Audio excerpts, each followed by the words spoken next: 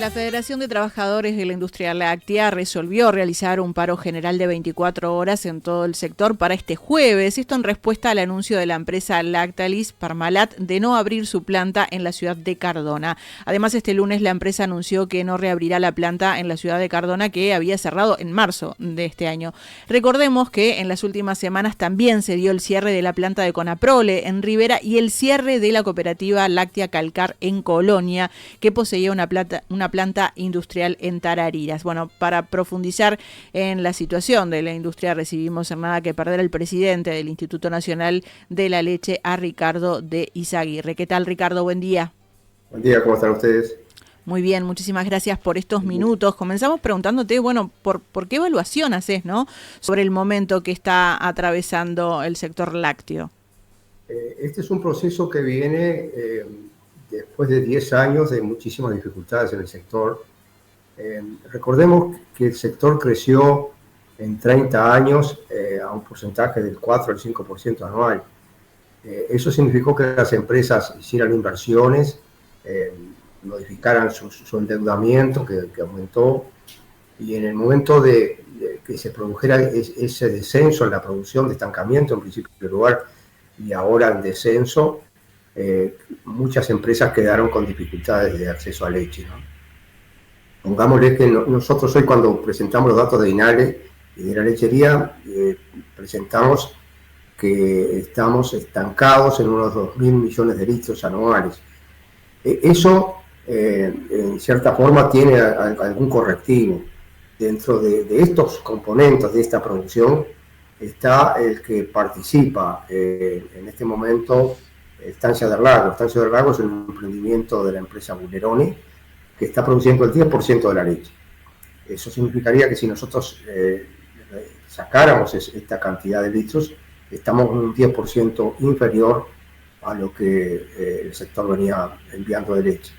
Esto no es solo que hace un estancamiento que afecte, decir, bueno, yo estoy estancado y no crezco y me mantengo, sino que las empresas continuamente necesitan hacer inversiones, adecuarse a las situaciones que se están dando en el mercado internacional, mejorando sus procesos, y esto es si nosotros miráramos un mapa del país, veríamos que hay zonas que se mantuvieron en producción, de Soriano, San José, Canelones, Florida, son los departamentos que aún mantienen aumentos de producción.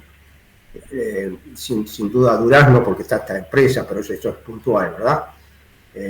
Pero en la zona del litoral se observa que todo el desarrollo de la agricultura que se ha producido significa que observamos una disminución de producción en todo el litoral, incluso el norte del país, y en el este del país, en la zona de Cerro Largo, en la zona de Rocha, la disminución ha sido estrepitosa. Una zona en la cual en el 2024 los temas de exceso de lluvia golpeó mucho, y ahí encontramos que la zona de Rocha participaba en una empresa neozelandesa que era productora de leche, no industrializaba leche, sino que era productora, y esa empresa enviaba mucha leche, ya sea Conaprole, ya sea alimentos para alimentos, iba disponiendo según las necesidades de las empresas, iba volcando su leche. Eso desapareció, esta empresa neozelandesa dejó de estar en el país, y lo que sí vemos con buenos ojos es que la producción por vaca y la producción por hectárea de la lechería continúa en ascenso.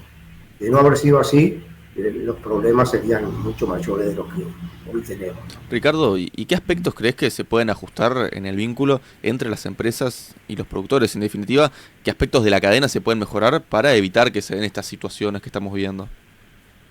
Hoy justo nosotros tenemos ahora, dentro de media hora, una reunión con la FITIL. Siempre hemos tenido una relación muy buena con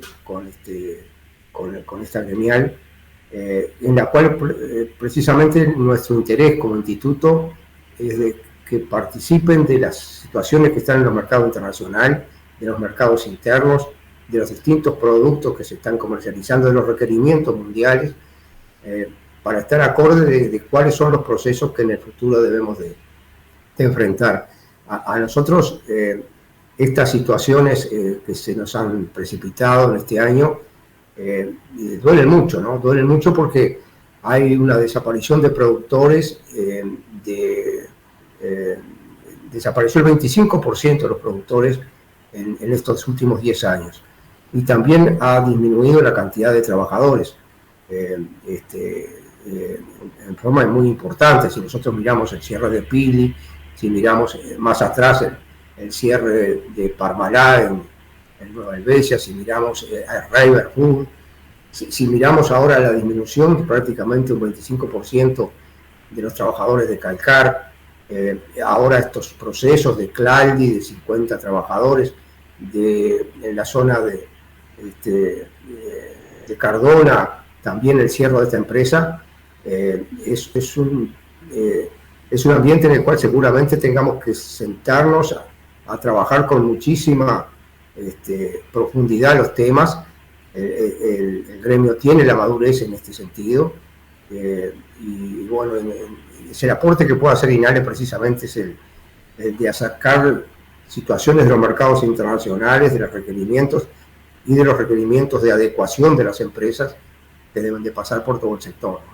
Ahora, ¿y qué respuestas hubo particularmente durante el periodo pasado para atender justamente la situación de la industria láctea, que bueno, que justamente la estamos arrastrando ya, como vos decís, desde hace varios años?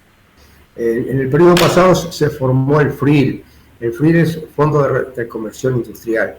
El dinero con el que se financió el mismo pertenecía a un sector, al sector lácteo, que consiste en la retención de 2 pesos de la leche fluida, de la que se vende, de la leche tarifada. No sé si ustedes recuerdan, eso se generó en el 2018, el FOGALE, que fue precisamente para garantizar el endeudamiento de los productores. En ese momento, perdonen que vuelva para atrás, pero en el 2015 fue el pico que tuvimos de precios internacionales, estábamos en $5.000 la tonelada de leche en polvo, ahí fue cayendo y llegamos a 2.500 la tonelada de leche en polvo. Ahí se vieron varios instrumentos, entre ellos fue un FAL, un Fondo de Fortalecimiento de la Actividad Lechera, que fue de $78 millones, que se acaba de terminar de pagar, y el FOGALE, que fue para garantizar el endeudamiento de los productores. El endeudamiento había llegado a porcentajes ya incobrables de los productores, en un sector en el cual la falta de pago, la morosidad es muy baja en el sector lechero, pero había empezado a repercutir en las finanzas de las entidades prestamistas, que normalmente en lechería son públicas, o sea, normalmente es el Banco República el mayor acreedor de nuestro endeudamiento. Sobre ese dinero, ¿verdad?, que se volcó en su momento $27 millones para este trabajo, $3 millones para un fondo anticíclico y $6 millones que eran para los productores de menos escala.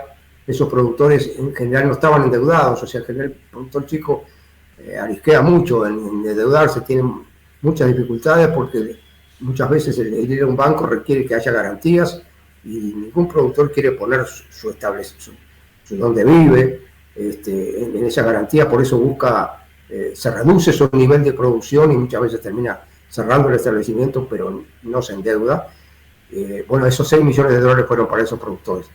En el periodo anterior se fue sobre las industrias, si vamos a apoyar a las industrias, y se determinó niveles de cooperativas y empresas de menor escala. Se acogieron a este préstamo Calcar, Coleme, Claldi y Granja Pocha. Excepto en el caso de Granja Pocha, en el cual la empresa está fortalecida y ahora fue adquirida por Lactalis, en las otras 3 empresas no dio el resultado esperado. Y no dio fundamentalmente porque se atacó el tema industrial, pero no se atacó, no fue acompañado por la mayor producción de los productores. Y una industria sin leche, evidentemente, no es difícil funcionar. Más allá de que nosotros hemos observado también dificultades en el gerenciamiento de estas empresas, y que es un desafío para nosotros, porque es que empresas cooperativas fracasen, para nosotros ideológicamente, que creemos en la economía solidaria, es un golpe muy feo, ¿no? Pero tenemos que reconocerlo, porque no hubo gestionamientos de los procesos y del endeudamiento, y no se pudo aprovechar este fondo de fortalecimiento como se esperaba que iba a realizarse, ¿no? En relación al rol del instituto, en tu discurso de Asunción vos subrayaste la importancia de la lechería como una actividad que asista a las familias en el campo, generando empleo, desarrollo en el medio rural. ¿Cómo puede contribuir el INALE a ese cometido? Nosotros hoy tenemos precisamente uno de los temas que nos abarca es la cercanía con dos situaciones que el sector tiene muchas dificultades. Uno es que menos del 50% de la tierra que explotan los productores lecheros tiene menos de 100 hectáreas. En INALE los números nos dan que los análisis que realizamos, que el productor tiene que, recién pasado los 2.000 litros diarios de producción del remitente, estoy refiriendo, ¿no? En el quesero hay un plus de unos 10 pesos por litro que puede agregarle por el hecho de procesarla al mismo. Pero en lechería que remite estaríamos hablando de unos 600, 700 mil litros anuales, la remisión necesaria para que no compite el presupuesto familiar con el presupuesto del establecimiento. Cuando uno de esos, en esa puja de los dos presupuestos, si uno de los dos no funciona, termina el establecimiento cerrado. Si es que se afectó el presupuesto familiar, los hijos se van, la familia desaparece. Si el presupuesto de la empresa no se pudo actualizar, la lechería está continuamente en ese crecimiento que estamos hablando, de que pasó de 1.200 litros por hectárea a 6.600, que las vacas también pasaban de 2.000 litros por hectárea, de 2.000 litros por lactancia a 6.000, 7.000 litros. Eso es un crecimiento con una inversión enorme, tanto en genética como en la alimentación, como en todos los procesos de manejo del predio. Si no logra eso, seguramente no tiene los niveles productivos para llegar. Y ahí nuestro socio natural es colonización, ¿no? No tenemos otra herramienta, y no tenemos, mejor dicho, tenemos por suerte esa herramienta. Y el otro tema es el arrendamiento. El sector lechero se formó normalmente por gente que ponía su trabajo en la actividad más que el capital, y tiene un 50% de los establecimientos son arrendados. De esa forma, cuando el arrendamiento tiene más de 10 años, es posible al productor cubrir las inversiones que tiene que realizar, ya sea para mejorar la tierra, la pastura, la rotación de cultivos, el fertilizante, llevar la luz eléctrica, mejorar la maquinaria que tiene para hacer el ordeñe más rápido. Nosotros estamos pensando que el productor tiene que ordeñar en una hora y estar disponible, si eso requiere automatismos en la máquina, el riego, hay un montón de inversiones que no las podés soportar. Si las hacemos en menos de 10 años, nos estamos matando. El mismo productor se ahoga, para eso necesitamos contratos de más de 10 años, y también ahí seguramente colonización pueda generar formas. Estamos buscando precisamente, planteando a distintos niveles formas de que pueda haber mayor plazos en los arrendamientos que existen. Justamente hablando de colonización y de estos apoyos que necesitan justamente de este instituto, ¿qué opinión tenés sobre la compra de la estancia María Dolores por parte del instituto, que se va a hacer en breve? Bueno, nosotros participamos en la decisión esa. Para nosotros eso es una compra muy atinente. En primer lugar, nosotros en el periodo pasado que tuvimos precisamente en este instituto, buscamos para la zona de Canelones un predio que pudiera cumplir el apoyo a los productores. En general en la zona de Canelones es en la zona que más desaparición de productores hay, por su tamaño fundamentalmente. Buscamos un campo colectivo que permitiera mejorar la superficie de esos productores. Colonización tiene varios instrumentos. Además de la compra de campos, tiene la posibilidad de lo que se llama estabilización del tambero, que poder adquirir algún predio vecino que redimensione su superficie. Pero en este caso existen varios ejemplos de colonias que trabajan muy bien. Una de ellas es la de San Ramón, que hizo un trabajo que nosotros lo evaluamos, que es el de centro de forrajes. Ese centro de forrajes permitió en 200 hectáreas apoyar a unos 20 productores, mejorándole, llevándole forraje. Nosotros estamos manejando desde el punto de vista de sistemas productivos, un sistema productivo competitivo a nivel mundial, que es el que nos rige para poder exportar la leche, de por lo menos tener un 50% de la alimentación en base a pasto, otro 25% en reservas forrajeras y otro 25% en concentrados. La reserva forrajera realizada por el productor en general es dificultoso por maquinaria, por tiempo, por calidad, por un montón de dificultades que a veces los procedimientos tienen. Y en estos casos ese campo los potenció a esos, en forma significativa. Esos establecimientos crecieron un 10% por encima de sus vecinos cuando tuvieron el apoyo de forraje. En base a la experiencia de ese ejemplo y de otras colonias de colonización, y en base a Florida, que tiene, y a la Casilla, que también son colonias, en ese caso con parte de riego, traspolamos esos valores a este campo que colonización quería comprar, y nos dio que esa ubicación era clave. Nosotros para hacer grano podemos llevarla de más lejos, pero para llevar forraje nosotros no podemos pasar de una distancia mayor a 20-25 kilómetros a la redonda. Y este predio en ese lugar, que tiene riego precisamente, 1.200 hectáreas, nos permitía llegar a redimensionar, a darle escala, a esa escala que hoy hablábamos, a unos 33 predios de Florida y a unos 66 de Canelones. Con grano puede ser más, pero y en eso era espectacular el aumento de producción que lográbamos. Ese fue el factor fundamental. El otro fundamental, en los predios, en la parte de terreno que no tenemos riego, ahí la colonización instalaría colonos. Y ese es otro detalle. Muchas veces nosotros decimos, bueno, vamos a adquirir una tierra lejos, y hacemos una colonia y la dividimos. Ese es un tema a discutir, si se sigue teniendo, pero en este caso me parece muy acertado en que esa gente esté cerca de los medios de educación y de salud. Nosotros somos una colonia y de repente estamos a 40, 50, 100 kilómetros, y eso después la familia va creciendo, tiene sus necesidades, se hace, si bien son matrimonios jóvenes, después con el tiempo tienen que recurrir a la escuela, y en este caso están a 8 kilómetros de San Ramón, a centros de enseñanza, centros recreativos. Entonces nos parecía que era adecuado también por esa razón, ¿no? El tener no es fácil conseguir predios de esas características en plena cuenca, más allá de que se critica porque es así, es al revés.